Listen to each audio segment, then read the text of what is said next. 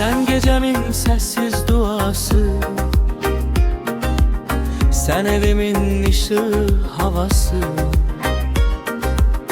Yorulsan da demedin bir söz, gizledin derdini her gün her göz. Ellerin çörek kimi istir, kalbin mənə sığınacaq idi. Ben yıkılanda tuttun beni, sen oldun ömrümün sebebi. Adın cennet gibidir, sensiz dünya kimsesizdir. Sen varsan diye güçlüyüm ben, duaların kanadım herden. Ana sevginden doğru sabah, sen benim ben, saf ben ağımım. Ah bu yürek döyünür seninle, her nefesim ana diye.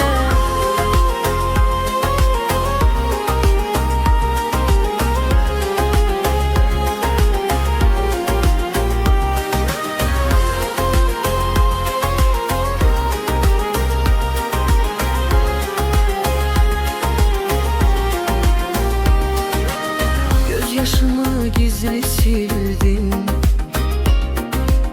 korkularımı menden bildin. Bir bakışın yeter mənə, dünya gələr diz çöker önə.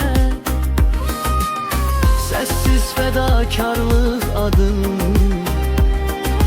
sevgiyle yazıldı talim.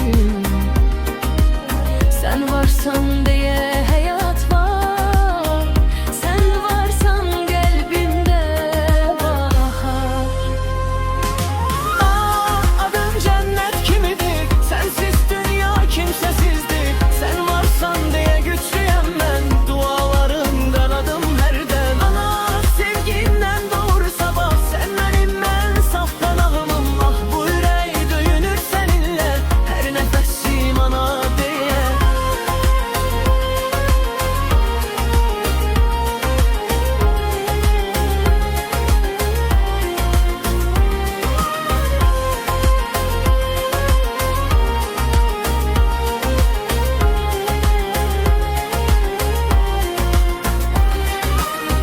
Eğer bir gün uzağa düşsem, sesin yine yolum keser. Her ahdımda arkamda sen, benim en büyük servetimsen.